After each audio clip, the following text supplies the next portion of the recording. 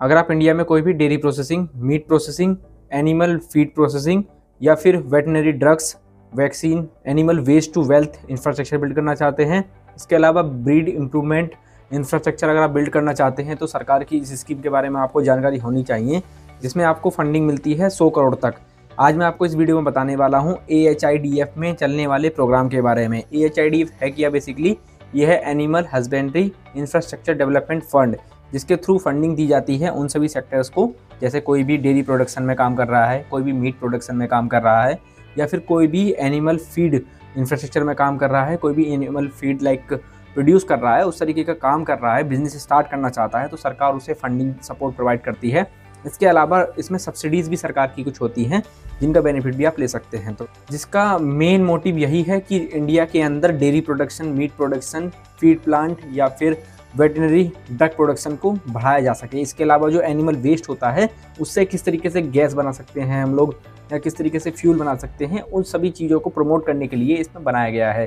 क्योंकि आप भी ये सभी जानते हैं कि इंडिया के अंदर जितनी डिमांड है ना, उतना ज़्यादा प्रोडक्शन होता नहीं है, जिस वजह से क्या होता है, नकली दूध बनता है, नकली पनीर बनता है, नकली कुछ ना कुछ प्रोडक्ट बनते हैं, जिस वजह से हमारा देश आज के समय में कैंसर कैपिटल भी बनता जा रहा है धीरे धीरे, क्योंकि अच्छा खाना नहीं है, अच्छा प्रोडक्शन है ही नहीं हमारे इंडिया के अंदर। तो सरकार भी चाहती है कि इस चीज़ को प्रमोट किया जाए, एंड फंडिंग सपोर्ट के थ्रू ही ये सारी चीज़ें पॉसिबल हो सकती हैं, क्योंकि इंडिया में पैसा नहीं है। अगर बिजनेस स्टार्ट करना है तो सबसे बड़ी जो ऑब्स्टेकल आता है किसी भी बिजनेस को, वो होता है फंडिंग का। फंड साइज़ तो मैंने आपको बता दिया कि 1 लाख रुपए से लेके 100 करोड़ तक इसका फंड साइज़ होता है। अगर इसमें एप्लीकेंट की बात की जाए तो एप्लीकेंट का कंट्रीब्यूशन मार्जिन कैसा देखा जाता है, ये डिपेंड करता है। अगर आपकी कोई भी MSME फर्म है तो आप 10% कंट्रीब्यूट करेंगे। इसके अलावा आपकी कोई मीडियम एंटरप्राइज है तो आपको 15% कंट्रीब्यूट करना पड़ेगा। इसके अलावा अगर कोई आप प्राइवेट कंपनी है या फिर आप LLP फर्म चलाते हैं, तो आपको इसमें 25% तक कंट्रीब्यूशन खुद का करना पड़ेगा। रेट ऑफ इंटरेस्ट की बात की जाए तो रेट ऑफ इंटरेस्ट इसमें मिनिमम 7% से स्टार्ट होता है, मैक्सिमम 9% जाएगा। लेकिन इस पर भी एक आपका फ़ायदा ये है कि आपको 3% तक इंटरेस्ट पे सालाना सब्सिडी मिल जाएगी। और इसमें जो रीपेमेंट टेन्यूर होता है वो 8 साल से 10 साल के बीच में दिया जाता है, जिसमें 2 साल का मोरेटोरियम पीरियड भी कवर किया जाता है। मोरेटोरियम पीरियड उस समय को बोलते हैं जिस समय पर आपको ना ही कोई प्रिंसिपल अमाउंट पे करना होता है, ना ही कोई इंटरेस्ट पे करना होता है। साथ ही इसमें आप क्रेडिट गारंटी भी ले सकते हैं, जो कि 25% का लोन अमाउंट क्रेडिट गारंटी के अंदर में कवर किया जाता है। ये केवल MSMEs के लिए है। अब इसमें अप्लाई कौन कर सकता है, इस चीज़ के बारे में बात कर लेते हैं। ऐसा नहीं है कि हर कोई अप्लाई कर सकता है, इसका भी कुछ क्राइटेरिया है।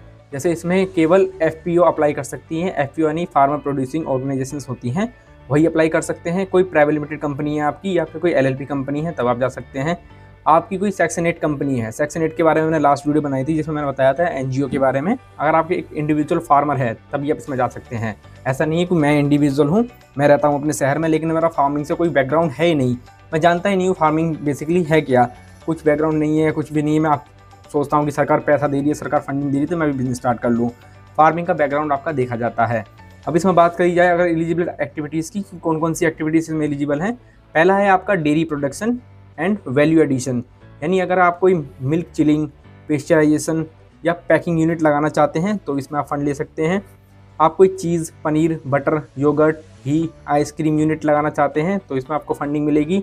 आप कोई कोल्ड स्टोरेज बनाना चाहते हैं, मिल्क लॉजिस्टिक चेन बनाना चाहते हैं, तब इसमें आपको फंडिंग मिलेगी। या फिर आप कोई मिल्क बेस्ड बेवरेजेस या फ्लेवर्ड ड्रिंक बनाना चाहते हैं, तब इसमें आपको फंडिंग मिलेगी। दूसरा है मीट प्रोसेसिंग एंड पैकेजिंग का। अगर आप कोई प्लांट लगाते हैं, अगर आप हाइजीन के साथ में कोई स्लॉटर हाउस की फैसिलिटी प्रोवाइड करना चाहते हैं, तो इसमें आप एलिजिबल कर सकते हैं। फ्रोज़न और प्रोसेस मीट का आप यूनिट लगाना चाहते हैं तो इसमें आप जा सकते हैं। या आप कोल्ड चेन यूनिट या लॉजिस्टिक फैसिलिटी प्रोवाइड करते हैं, जो कि मीट प्रोडक्शन में आती है। मीट प्रोडक्शन देखो, डेयरी में आप ये समझो कि मीट प्रोडक्शन कैसे आ गया, ठीक है। कोई भी जानवर, जैसे आपका बकरा हो गया, ठीक है, बकरी हो गई, सूअर हो गया।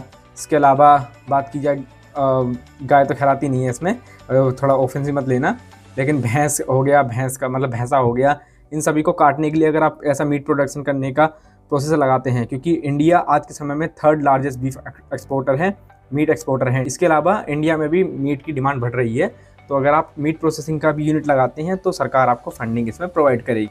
अगला है आपका एनिमल फीड प्रोसेसिंग। अगर आप यूनिट लगाते हैं जिसमें आप cattle, poultry, pig, fish production plant लगाते हैं तो आपको इसमें फंडिंग मिल जाएगी। ये एक्टिविटी आती है हमारी animal waste to wealth infrastructure अगर आप बनाते हैं। इसका मतलब ये है कि अगर आप कोई बायोगैस का प्लांट लगाते हैं जो कि एनिमल वेस्ट से बनता है, गोबर से अगर आप बायोगैस का प्लांट लगाते हैं, या फिर आप organic manure, compost, bio fertiliser जैसे जिसे कहा जाए वर्मी कंपोस्ट बोलते हैं, इस तरीके का आप बनाते हैं तो इसमें आप फंडिंग ले सकते हैं।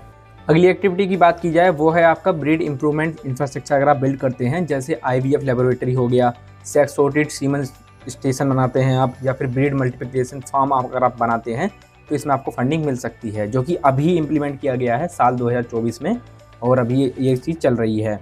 तो ये सभी एक्टिविटीज़ में इन्वॉल्व रहती हैं। अगर आप इसमें से किसी में भी काम करना चाहते हैं तो सरकार की इस स्कीम में अप्लाई कर सकते हैं, और कंसल्टेंसी सर्विसेज अगर आप लेना चाहते हैं, हमारे थ्रू अप्लाई करवाना चाहते हैं तो मैं कॉन्टैक्ट डिटेल आपको डाल दूंगा डिस्क्रिप्शन में, आप कॉन्टैक्ट कर सकते हैं। अब बात कर लेते हैं डॉक्यूमेंटेशन के बारे में, कौन कौन से डॉक्यूमेंट इसमें रिक्वायर्ड रहते हैं। सबसे पहला डॉक्यूमेंट, इंपॉर्टेंट डॉक्यूमेंट आपका वो है आधार कार्ड, पैन कार्ड यानी KYC डॉक्यूमेंट आपके पास होने चाहिए, उद्यम सर्टिफिकेट आपके पास होना चाहिए।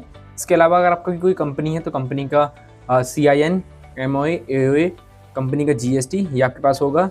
बैंक स्टेटमेंट देखी जाती है, लैंड ओनरशिप देखी जाती है, अगर आपने लैंड लीज पे ली है तो उसका लीज डॉक्यूमेंट आपको दिखाना पड़ेगा।